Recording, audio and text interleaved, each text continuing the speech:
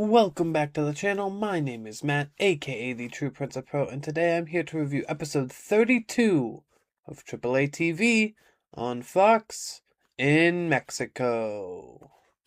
Starting things off this week, we have a match between Omos and Galeno. Now, there's no mention at all that Damian Priest is supposed to be in this match because it is supposed to be a qualifier match for the Fatal 4-Way match for the AAA Latin American title at Triple Mania. But we learn later in the show what's happening with that final spot, and boy do I have some issues with it, so we'll get into that later. Now this match starts off with an intense stare down between the two before Galeno starts throwing forearms and shoulder block attempts, but Omos remains unfazed as he throws Galeno all around the ring and beats him down in the corner. Omos drops Galeno with a couple body slams, and Galeno fights back from the ground with some kicks. Galeno drops Omos to his knees with a drop kick to the leg and then spikes him with a DDT. Galeno hits Omos with a beautiful frog splash, but Omos kicks out at one. Galeno fires off some forearms and some kicks to Omos, but Omos catches him with a choke slam for a near fall. Omos goes for a two-handed choke slam, but Galeno gets out of it and hits him with a headbutt. Galeno avoids Omos, who's charging at him in the corner, and Omos goes to the outside. Omos pulls Galeno out of the ring and drills him with a clothesline. Omos starts tearing apart the announcer's table, but when he turns around, Galeno hits him with the steps. Galeno keeps hitting him with the steps, but Omos big boots the steps out of his hands, then hits Galeno in the spine multiple times with those steel steps, and the referee has no choice but to throw the match out. After the match, Omos hits Galeno with a two-handed chokeslam onto the announcer's table, but the table doesn't break. When Omos goes to pull him off the table to do it again, the table collapses under his weight, and then Omos just awkwardly throws him onto the pile, which was very funny.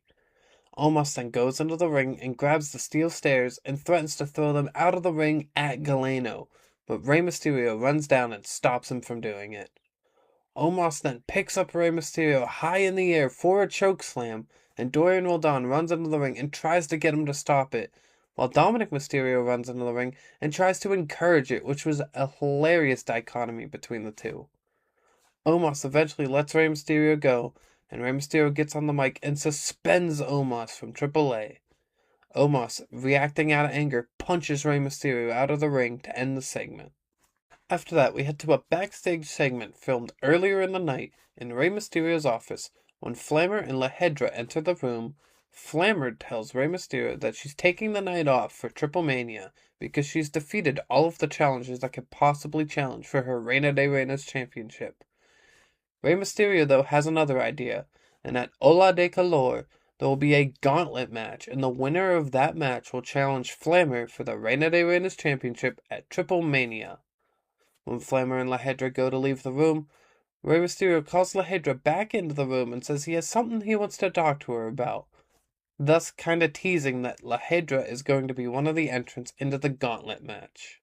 Up next, we have a Fatal 4-Way #1 contenders match for the AAA Tag Team Championships at Ola De Calor, as it is the LWOs Joaquin Wilde and Cruz del Toro versus Los Americanos of Rayo Americano and Bravo Americano, versus the Psycho Circus of Murder Clown and Dave the Clown, versus Money Machine of Comida de Plata and Garra de Oro. Rayo and Cruz del Toro start off this match with some fast-paced action with neither man gaining the advantage. Joaquin Wilde takes a cheap shot from behind on Rayo Americano, which allows Cruz del Toro to gain the advantage.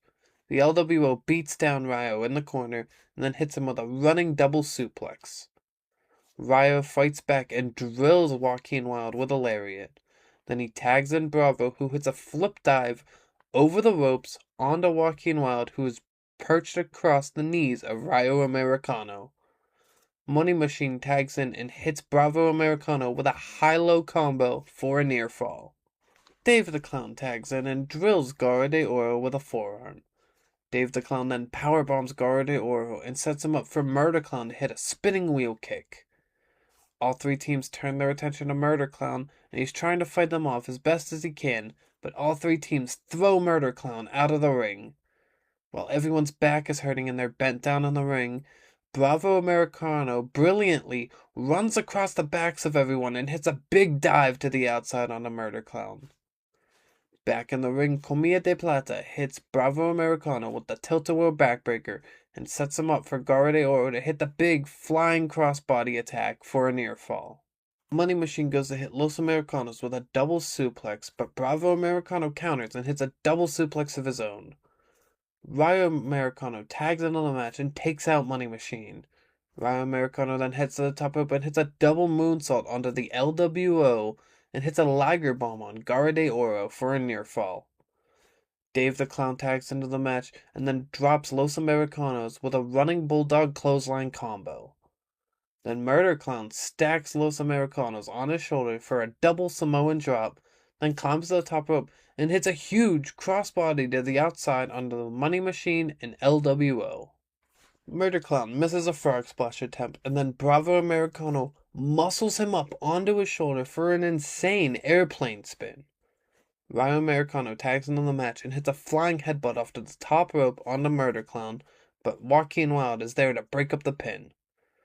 Cruz del Toro hits Rayo Americano with an enziguri in the corner, then Joaquin Wilde hits a crazy springboard flip dive to the outside onto Los Americanos, and Cruz del Toro follows it up with a corkscrew plancha onto the Money Machine to the floor. Joaquin Wilde hits a springboard moonsault onto Rayo Americano, and then Cruz del Toro follows it up with a Phoenix Splash, and it goes for the cover, but Bravo Americano hits a flying dropkick off the top rope to break up the pin. Joaquin Wilde stops Bravo Americano from tagging into the match, and then he holds Rayo Americano up for Cruz del Toro to kick his head off, but Rayo counters and throws Joaquin Wilde straight into the kick. Rayo Americano then backdrops Cruz del Toro out of the ring onto the other two teams on the floor, and then he tags in Bravo Americano, and then Los Americanos hit Joaquin Wilde with a flying headbutt Russian leg sweep combo, and then Bravo Americano makes the cover, and Los Americanos win the #1 contendership for against War Raiders at Ola De Calor. After that, we see a video package from the mystery monster that has been attacking Psycho Clown week after week. He's in the back of a truck in a cage that is driving through the desert, and someone lets him out of the cage, and it is announced that his name is El Carnicero, and he's debuting at Ola De Calor. Next, it's time for our weekly media blitz with the AAA General Manager, Rey Mysterio, who reiterates that Omos is indefinitely suspended, and then he tells us that Galeno had to go to the hospital after the attack, and signs are showing that he will not be cleared for some time. So then he talks about the final spot in the AAA Latin American title tournament, which he's just gifting to Damian Priest, who didn't show up for his qualifier match, by the way. And now the match, for some reason, is not on Triple Mania, but the Fatal 4-Way match between El Fiscal, La Parca, El Hijo de Dr. Wagner Jr., and now Damian Priest will be taking place at Ola de Calor, which I don't understand why you would take such a big match off of Triple Mania, a show that has 2 nights and has barely anything announced for it, and put it on this show that already has enough stuff announced for it. But you know what? What do I know? It's main event time, as it is Penta versus Bronco Nima, and if Bronco Nima wins, Penta must rejoin Los Perros del Mal. Bronco Nima jumps Penta early up the entrance ramp and starts the fight out there. Bronco Nima then fights Penta all around the ring, throws him into the ring, and then ties his mask up into the ring ropes so he can lay in some extra shots on him. Penta fights back and drops Bronco Nima with a sling blade facebuster, and then throws him into the corner for a wrecking ball dropkick. Bronco Nima rolls to the outside, and Penta hits a huge flip dive to the floor. Bronco Nima catches Penta with a backbreaker out of like a torture rack position, which I thought was really cool. Then Bronco Nima then hits Penta with a shoulder breaker for a near fall. Penta fights out of the corner and hits Bronco Nima with a backstabber for a near fall. Then Penta counters a power slam attempt from Bronco Nima with a tornado DDT. Penta then lights up Bronco Nima with some super kicks and goes for the Mexican Destroyer, but Bronco Nima counters and picks him up onto his shoulders. Although Penta then counters that with a small package, and he picks up the win in a very surprisingly short match. After the match, Los Perros Del Mal run down to the ring, and Penta is reiterating to Daga that Bronco Nima was the dead weight in the group. And while Angel is yelling at Bronco Nima, Daga hits him in the back with a chair, and Los Perros Del Mal attack Bronco Nima. Carmen Petrovich is the last one to lay it in with that petrifier kick, and Los Perros Del Mal kick Bronco Nima out of the group. Penta re-enters the ring, and Daga offers him the shirt once again to join Los Perros Del Mal now that they've kicked out the dead weight. Penta looks at the shirt and then pushes at Daga's chest and goes to walk past him as he is not going to rejoin the group. Los Perros Del Mal take no for an answer, and they jump Penta in the ring. They're beating down Penta, and that's when his brother, Rey Fenix, runs down to try to make the save. But the numbers are too much for him, and Los Perros Del Mal are beating him down. That's when Dragon Lee runs down to make the save, and then the three of them are able to dispatch Los Perros Del Mal and send them packing. Penta then grabs the microphone and tells Daga that this in the ring right now is my real family, and at Ola De Calor he challenges them to a 6-man tag match. This was a really weird episode of AAA TV this week, as they had to set up a lot of things for Ola De Calor very quickly, and you saw a lot of Rey Mysterio on the show to do that. I am shocked that the 6-man tag between Penta, Phoenix, and Dragon Lee versus Los Perros Del Mal is on Ola De Calor and not on Triple Mania, because that's a huge match that you think you would want to put on a 2-night event that currently only has 3 things announced, with Dominic Mysterio and El Grande Americano, Flammer versus the winner of the Gauntlet, and the Copa de Bardal, which, there's nothing announced for Triple Mania. Why wouldn't you put that huge 6-man tag on that event? But I don't understand what they're doing with that. I really love the idea of the Gauntlet match at Ola De Calor, where the winner gets the title shot at Flammer. I think that's a great way to showcase the women's division. Plus, with it being a mystery, there could be some NXT talent or main roster talent entering that Gauntlet match. I love the tag title match at Ola De Calor, even though that could have been another match you put on Triple Mania, but the tag champs are never around, so hopefully Los Americanos just win the titles and they can set up a big match for the show at Triple Mania. I'm a little worried about El Carnicerio debuting at Ola De Calor instead of saving his debut for Triple Mania, where he would eventually fight Psycho Clown. Don't even get me started on how ridiculous it is that the Latin American title match that we've been building up for months now with this tournament has been pulled from Triple Mania and just put onto Ola De Calor, again when Triple Mania has not many matches announced for it yet.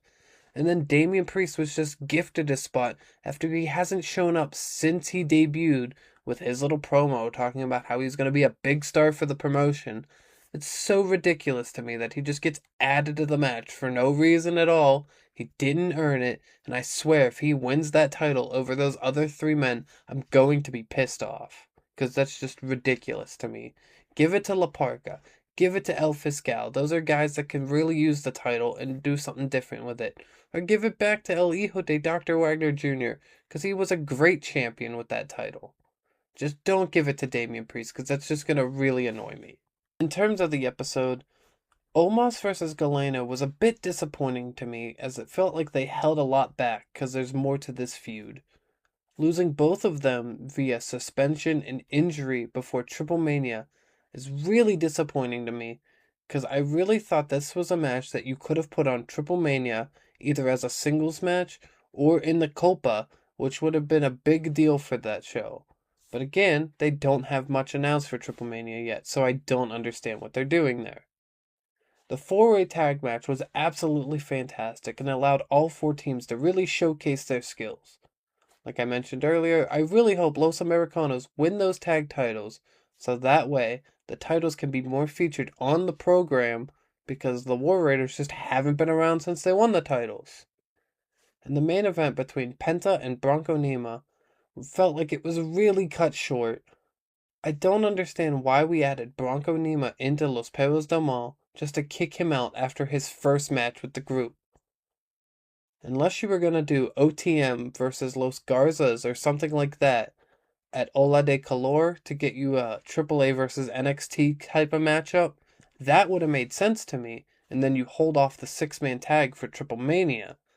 But now it just feels like Bronco Nima is just never going to be in AAA again, which would be very disappointing to me, because I felt like he had a great look and presentation in Los Perros Del Mal. Either way, Ola De Calor is a stacked show, and I'm really looking forward to it. I'm just interested to see how AAA fills out this two-night Triple Mania card now that they've taken some of the big matches that could have been on that show and put them on the Ola De Calor. Thank you for watching this review, and I look forward to talking more Lucha Libre with y'all in the next video.